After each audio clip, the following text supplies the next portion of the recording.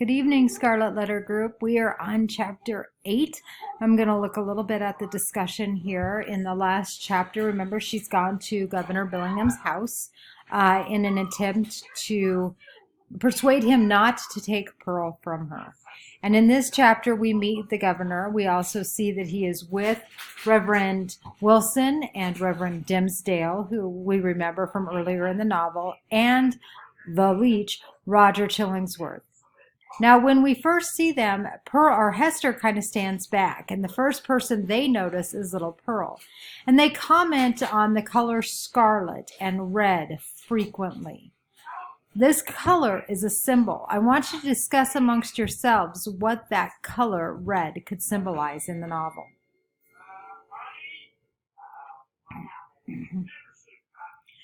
Are you back? Now, as we meet Roger and we meet Arthur, we find out that it's been about 3 years since we've seen Arthur Dimmesdale. And in that time, the young minister, whose health had severely suffered of late by his too unreserved self-sacrifice to the labors and duties of the pastoral revelation. Well, what does that mean? Now remember, Hester Prynne is living with the sin of her guilt on the outside in the form of the letter A that is embroidered on her bosom. Arthur Dimmesdale, no one knows he is the father, so all of that guilt from that sin, he's keeping inside. Now, Hester, we see the guilt that she wears. We see it in how she treats others. Remember how she treats the poor, even though they treat her horribly. How she interacts. She stands back. She knows that she is not welcome. Pearl knows she's not welcome. But they all hold Arthur Dimmesdale to this very high standard and think he is this great, wonderful man. Now, Arthur Dimmesdale is not a bad guy by any means. So think about it. If people think you are this great and wonderful person, but you know you've done something horrible in your life, and he sees as what he's done with Hester horrible, I think more importantly, he thinks that not admitting to it and being a hypocrite about it is probably the most horrible. If he sees that, then what do you think that is doing to him physically? Can guilt harm you physically? Please discuss that in your group.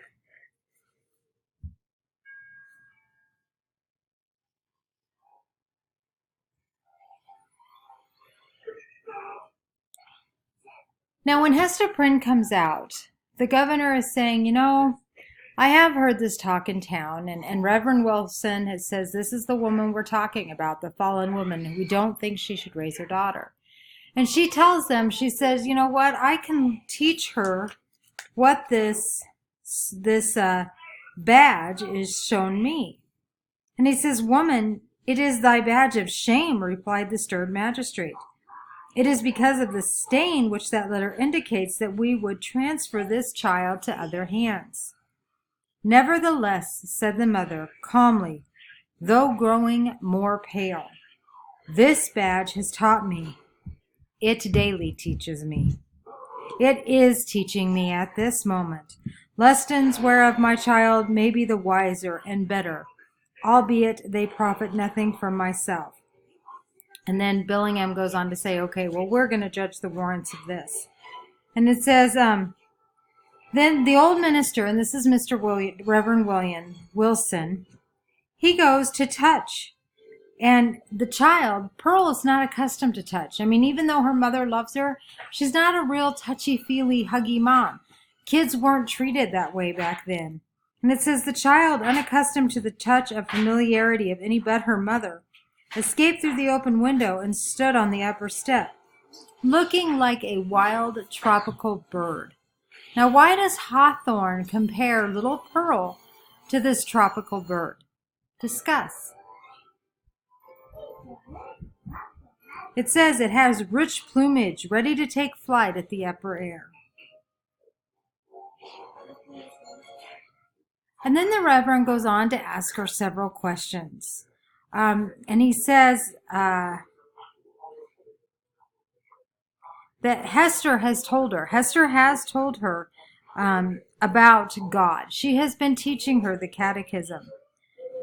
But it says on the page of 102, but the perversity of which all children have more or less of, and of which little Pearl had a tenfold portion now at the most inopportune moment, because kids at the worst time are going to say the darndest things. Took thorough possession of her, closed her lips, or impelled her to speak words amiss.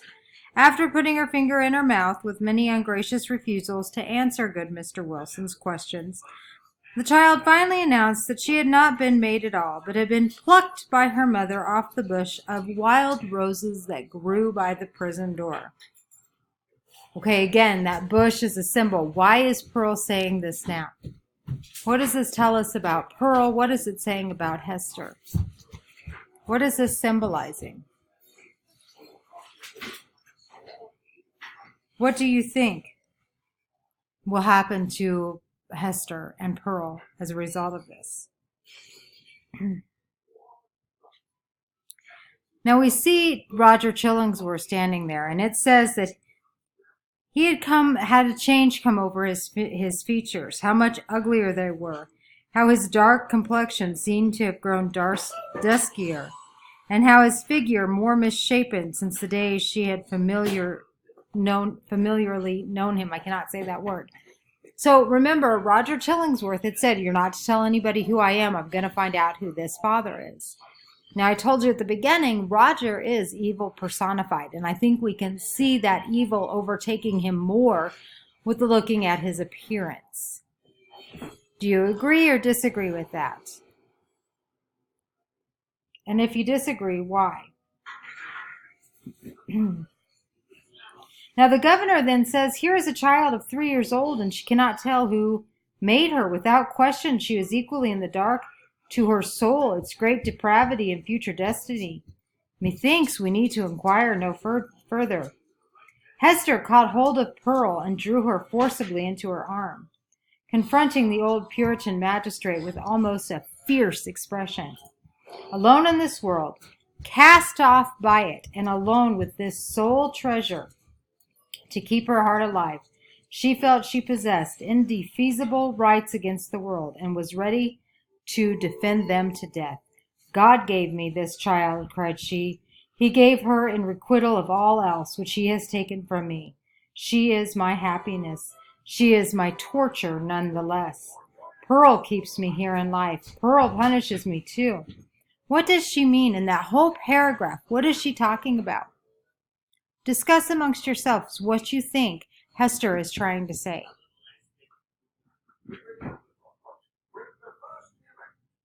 And yes, I definitely, if you said she is Hester's lifeline, and she said Pearl is keeping me in this life. Pearl's the only reason she has chosen to stay alive, if you catch my drift. Yes, she may torture her every day. Pearl is a constant reminder of the sin that she has committed. But more importantly, Pearl is her whole world. It is her whole reason for living. Everybody else has cast her off.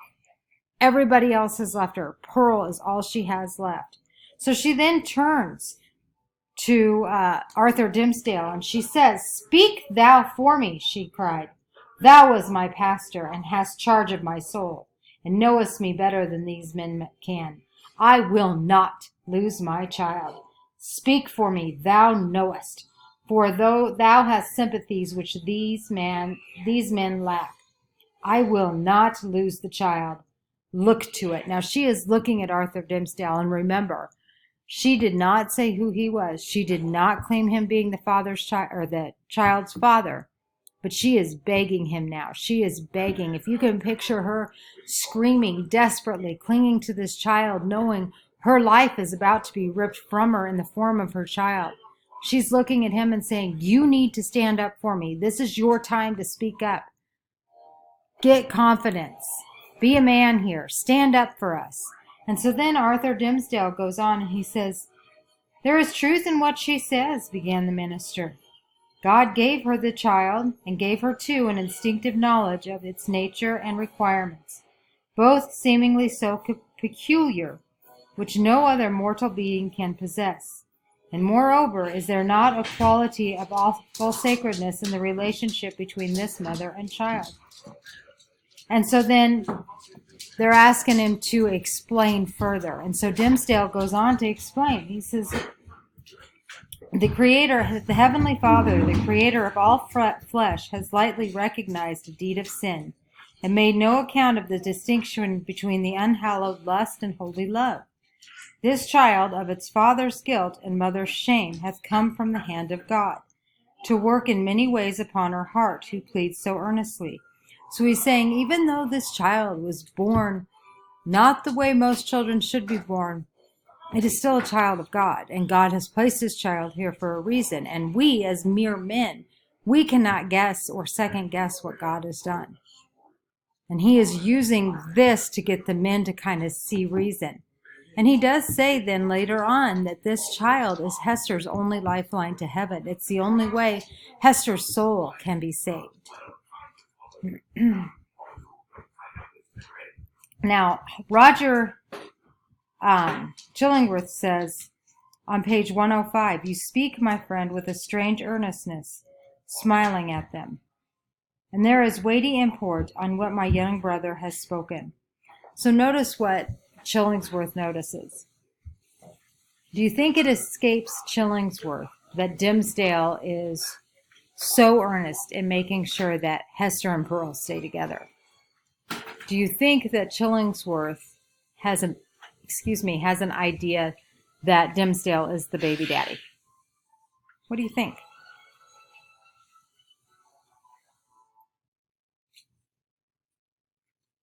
Now, towards the end of the chapter,